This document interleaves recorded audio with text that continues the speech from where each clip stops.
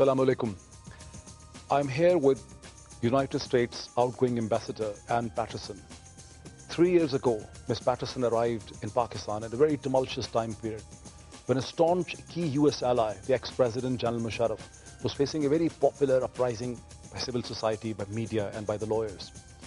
And ever since, in the last 3 years, Ms. Peterson has been a key witness and at times a major player, a significant player in shaping some of the most important political developments in Pakistan's recent history. Today, as she's leaving, I hope she can reflect back and share some of those memories, some of those decisions, some of those developments with us. And on behalf of the viewers of Dunya Television, I extend a very warm welcome to Ms. Peterson. Thank you, Dr. Pirzada. It's a pleasure to join you and your viewers today. And I'm grateful that I know that you're literally packing the bags at this time. Thank you, but it's fun I to wonder, be here. let's start from a very broad thing. You know, looking at your CV, your background, you came to Pakistan after serving in El Salvador and in Colombia. When you were flying into Islamabad, what were your feelings? You know, what was your assessment of the challenge? Well, I knew this was going to be a vastly more challenging environment than either El Salvador or Colombia, but those were also countries that had had insurgencies and a very high degree of violence. And they turned around. And in Colombia, at least, it had turned around very, very quickly. So I was actually quite optimistic that the situation in Pakistan could improve quickly, because that had been my experience in other countries. You were optimistic, but reflecting back. I'm reflecting back, and I'm still optimistic about the situation here, because countries with a high degree of violence, a resilient insurgency, they can turn around, and these issues can be resolved. You landed here at the time when, as I mentioned, that a key staunch US ally, the strongman, the ex-president General Musharraf, was facing a very popular movement of the civil society. The ingredients were the lawyers, the media, the political parties, and these were essentially, on one hand you had Musharraf, the staunch US ally, and on the other hand you had all the ingredients of a civil society that are very dear to the American value system. What was the challenge for you? The challenge was reconciling those two elements, and in some respects it was a challenge of reconciling our short-term goals and our long-term goals for Pakistan. And what were they? Our short-term goal was obviously stability, but our long-term goal was restoration of democratic government. And even then, of course, the United States and other members of the international community were deeply involved in what I would call the restoration of democratic government, particularly working with former Prime Minister Benazir Bhutto to encourage her return to Pakistan. And it was recognized very early on in the Bush administration that General Musharraf should take off his uniform, step down, hold elections, participate in the political process if he so desired, but the democratic government was a high priority here. It was very, very obvious. Is this why you supported the NRO? The NRO was, we didn't support the NRO. We tried to facilitate a number of conversations between a variety of political players. You'll have to go out and talk to those who actually negotiated the NRO, but our goal was to return democratic government here, and the first step in that was facilitating the return of former Prime Minister Benazir Bhutto, and that also led to the return of former Prime Minister Nawaz Sharif. But is this popular impression that NRO was to begin with a brainchild of the British and the Americans is not true? Actually, I was not privy to some of those conversations that took place before I got here, but I would say the NRO was a key element in assuring the return of former Prime Minister Benazir Bhutto, yes. But there were many elements on the plate. This was a long-standing negotiation to bring her back and to provide the environment in which the democratic process could thrive. Reflecting back today in 2010 and the way the NRO has been unpopular, do you think that it was a mistake supporting NRO?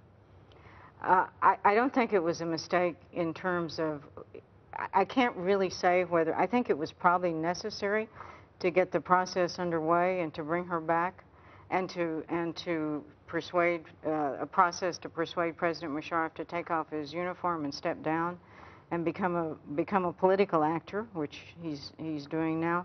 So it's hard for me to say whether it was a mistake or not. I don't think in the context of the time that it was. Ms. Patterson, looking back in 2010, looking back at all those years, the way NRO has become such a divisive and unpopular thing in Pakistan, do you think the U.S. decision to support the NRO, the whole process around NRO, was actually a mistake? The U.S., let me clarify, didn't make a decision to support the NRO or not to support the NRO. That was worked out essentially between the parties involved. I don't know if it was a mistake at the time. I mean, that's an issue that... But now, reflecting back? That's an issue that's going to have to be resolved by the parliament and the courts of Pakistan in your political process, whether it was a mistake. But I think probably in the context of the negotiations at the time, it was probably a necessary element. But what is your... The most important thing, let's keep this in mind, was to restore the democratic government here and to persuade President Musharraf to step down in a peaceful and non-combative way, and that I think was a success. To step down as president, or to take off his uniform? Take off his uniform and to participate in the political process, and former Prime Minister Benazir Bhutto's return, I think, was a key element in that. No, but you said that the key issue is to persuade President Musharraf to step down. To step down, to take off his uniform and join the political process. Were you also instrumental in convincing President Musharraf to step down as president in the August of 2009? No, no. I think there's a misapprehension about, one, our influence here, but two, about our direct involvement in events. And no, we were not key in that decision. I mean, that was handled essentially by domestic Pakistani actors. So the perception that the meeting took place between you, Hossein Haqqani, Pakistan's ambassador, Mahmood Ali Durrani, and President Zardari, and Asif Ali Zardari at the time, somewhere in the end of July or the August of 2009, in which they persuaded you to let Musharraf go, is not true? No, that's not true at all. I mean, I met with these people all the time, and they saw endless reams of American visitors, and we had constant contact with them, but no, that's not right. But coming back to the NRO, who do you think, in your understanding, took the initiative on the NRO? Who was the principal architect of the NRO? You know, I really don't know who the principal, because by the time I got here, all these issues were on the table. The third term was on the table, the agreement of President Musharraf to take his uniform off and join the political process. So I really can't tell you who came up with the idea of the NRO. You actually went to Chaudhry Shujat's place a few days ago, and you created headlines by saying this thing that, as was my understanding, Chaudhry Shujat didn't have anything to do with the NRO, and that is... But let's concentrate on the important element here. Well, how do you know? But you said that you don't know about the NRO, but how do you give a clean chit to Chaudhry Shujat when everyone believes that he was the principal one who wanted the NRO? Musharraf has been saying it all the time. Let me just focus on, it's no point in sort of revisiting history here. Let's just focus on the results, which was the restoration of democratic government here, which I think was very successful, and I don't have any apologies about American involvement in that, because I think it was certainly a long-standing policy of the Bush administration. People realized that democracies were much better strategic partners for the United States, so it was important to get that process underway. And I think really that's the most important thing that's taken place in my 3 years here, is the restoration of democratic government and the successful election in February of 2008.